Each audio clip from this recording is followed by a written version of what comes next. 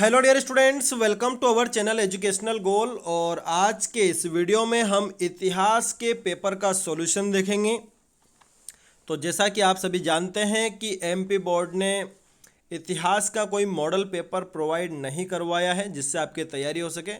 तो हम इसी पेपर से तैयारी करेंगे और साथ ही साथ आपकी जो भी एग्ज़ाम में अवकाश है उसमें आपको ज़्यादा से ज़्यादा चीज़ें हम बताने की कोशिश करेंगे।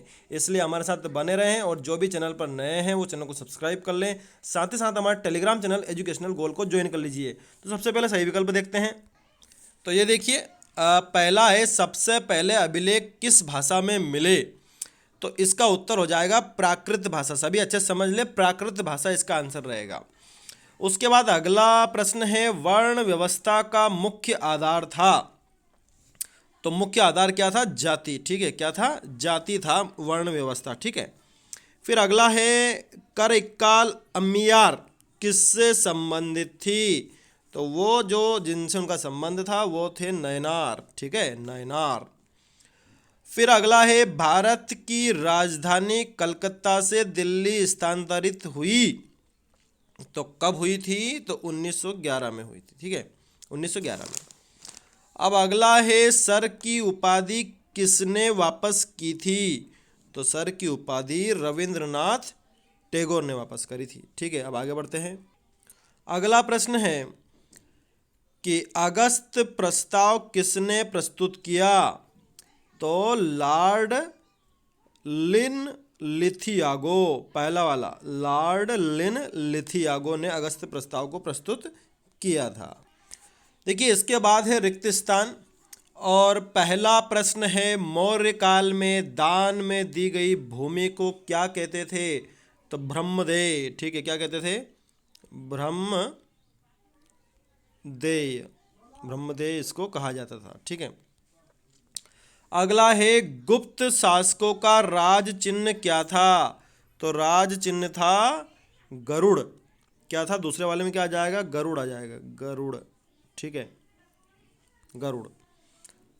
अगला है चिश्ती संप्रदाय की स्थापना भारत में रिक्तिस्तान ने। तो बच्चों, पढ़ाई में डाउट्स आते हैं, सॉल्व नहीं हो पा रहे, घबराओ मत। इसका सोल्यूशन है डाउट एंड टैप।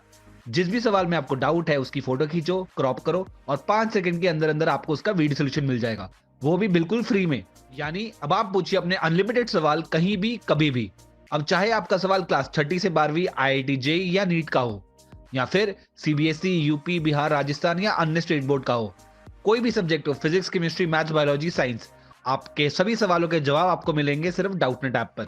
साथ ही डाउटनेट पर चल रही है क्लास 9वीं से 12वीं आईआईटी जेईई और नीट के बच्चों के लिए ऑनलाइन क्लासेस, जिसका हिस्सा बनकर देश के सभी राज्यों से बच्चे लेकर आए रैंक 1। तो आज ही डाउटनेट ऐप इंस्टॉल करो, अपने सभी डाउट्स भगाओ और टॉप रैंक ले आओ। करी थी। तो थर्ड वाले में आ जाएगा मोइनुद्दीन, मोइनुद्दीन चिश्ती। ठीक है, मोइनुद्दीन चिश्ती में नाम हो सकता है थोड़ा बहुत गलत लिख रहा हूँ तो आप सही कर लेना, मोइनुद्दीन चिश्ती। ठीक है। अगला है जो ऋण अकबर किसानों को आवश्यकता पड़ने पर बीज, औजार और पशु खरीदने के लिए देता था उसको क्या कहा जाता था? उसको कहा जाता था तकावी। तकावी, तकावी। चौथे वाले में तकावी। अगला प्रश्न है संथालों को बसने के लिए दिया गया भूभाग रिक्तस्थान कहलाता है।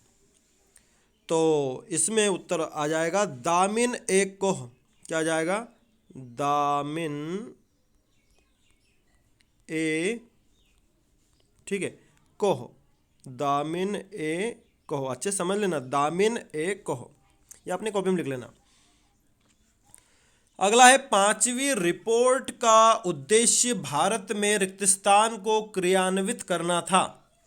तो इसका उत्तर आ जाएगा आर्थिक गतिविधियों। पांचवे वाले में, छठे वाले में क्या आएगा? आर्थिक गतिविधियों आप लिख ही सकते हैं। तो आर्थिक गतिविधियों छठे वाले का उत्तर है। ठीक है। फिर अगला है कि सर्वोदय योजना का प्रारंभ रिक्तस्थान ने किया। तो सर्वोदय योजना का जो प्रारंभ किया था वो किया था विनोबा भावे। विनोबा, विनोबा भावे, विनोबा भावे। ठीक है, अब आगे बढ़ते हैं। देखिए आगे है सही जोड़ी, सही जोड़ी मिला लेते हैं। सिद्धार्थ आप सभी को पता है गौतम बुद्ध के बचपन का नाम है, तो ये आ जाएगा इसमें। मलिक मोहम्मद जायसी, इन्होंने पद्मावत की रचना करी थी, तो ये आ जाएगा इसमें। ठीक है, फिर अगला है मोहम्मद शौकत अली, ये खिलाफत आंदोलन से जुड़ा हुआ नाम है, तो ये आप यहाँ पर जाएंगे। ठीक है, फिर अगला है खान अब्दुल गफ्फार खां, तो ये जो है खुदाई खिदमतगार, इसमें हाँ बिल्कुल, इसमें यही आएगा खुदाई खिदमतगार। फिर उसके बाद है चाल, तो चाल होती है मुंबई में बहुमंजिला इमारतें, मुंबई में बहुमंजिला इमारतें। राइटर्स बिल्डिंग, ये कलकत्ता में बनाया गया महल है। ठीक है, तो ये हो गई आपकी जोड़ी। अब आगे बढ़ते हैं। अब आगे पूछा है निम्नलिखित प्रश्नों के उत्तर एक शब्द या एक वाक्य में लिखिए। पहला है गुप्त काल में कौन सा चीनी यात्री भारत आया था? तो देखिए उसका नाम है, चीनी यात्री दो आए थे, हेनसांग फ्यान, तो यहाँ फ्यान आएगा इसमें। ठीक है, फ्यान, फ्यान। ठीक है, फ्यान। अगला है वैदिक काल में प्रचलित 4 आश्रमों के नाम लिखिए। तो देखिए 4 आश्रम कौन कौन से वैदिक काल में? एक पहला है ब्रह्मचर्य, अब मैं इनको लिखकर बताऊंगा तो इसमें बहुत दिक्कत आएगी लिखने में, आप याद रखें, मैं मौखिक बोल रहा हूं। पहला है ब्रह्मचर्य, दूसरा है गृहस्थ, तीसरा है वानप्रस्थ और चौथा है संन्यास। ये 4 आश्रम होते हैं वैदिक काल के हिसाब से। ठीक है, एक मनुष्य का जीवन इन 4 आश्रमों में बंधा हुआ होता है। तो मैं फिर से बता देता हूं, 4 आश्रम है, ब्रह्मचर्य, गृहस्थ, वानप्रस्थ और संन्यास। ठीक है, अब अगला है जैन मत में अस्तेय का क्या अर्थ है? तो देखिए क्या मतलब है? अस्तेय का मतलब होता है किसी दूसरे की वस्तु को उसकी अनुमति के बिना ग्रहण ना करना, किसी दूसरे की वस्तु को उसकी अनुमति के बिना ग्रहण ना करना क्या कहलाता है? अस्तेय कहलाता है। ठीक है, अब अगला है 16वीं 17वीं शताब्दी में कितने फीसदी लोग गांवों में रहते थे? तो देखिए इसका उत्तर हो जाएगा 85%, 85%। ठीक है, अब अगला है कार्नवालिस कोड कब बना था? तो कार्नवालिस कोड जो बना था 1793 ईस्वी में बना था, 1793 ईस्वी। ठीक है, अब अगला है अंग्रेजों ने फोर्ट जॉर्ज का किला कहां बनवाया? तो वो बनवाया था मद्रास, उस जमाने के हिसाब से मद्रास और आज के हिसाब से चेन्नई। तो आप कोष्टक में क्या लिख देंगे? चेन्नई। ठीक है,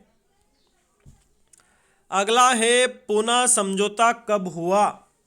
तो पूना समझौता हुआ है 24 सितंबर। ठीक है, 24 सितंबर 1932, 24 सितंबर 1932। देखिए अब आ जाते हैं हम सत्य असत्य पर। प्रश्न 5वां हमारा कह रहा है निम्नलिखित प्रश्नों के सत्य असत्य बताइए।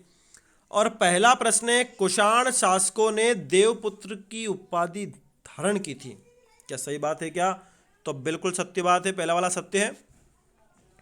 अगला है मनुस्मृति के अनुसार पैतृक जायदाद में पुत्रियों का हिस्सा होता था, असत्य बात है। ठीक है, नहीं होता था। फिर अगला है महावीर स्वामी ने 4 आर्य सत्य का सिद्धांत दिया, तो यह भी असत्य है। ठीक है, आगे बढ़ते हैं। अगला प्रश्न है कबीर के गुरु चैतन्य महाप्रभु थे, तो ये जो है ये भी असत्य है। ठीक है, ये वाला भी असत्य है। अगला है असहयोग आंदोलन 1920-22 में चलाया गया, तो ये जो है सत्य है। ठीक है, तो 5 वाला भी सत्य है। फिर अगला है 1947 में पूर्वी पाकिस्तान स्वतंत्र होकर बांग्लादेश नामक नया राष्ट्र बन गया, तो यह असत्य है। ठीक है, अब ये यहाँ तक आपके सारे ऑब्जेक्टिव्स हो गए। अगले वीडियो में आपके क्वेश्चन आंसर आएंगे और उसमें हम सारे 2-2 अंक के जितने भी आप ये देख रहे हैं इन सब के आंसर आपको मिलने वाले हैं। तो चैनल को सब्सक्राइब कर लें और अगले वीडियो का इंतजार करें। Thanks for watching this video.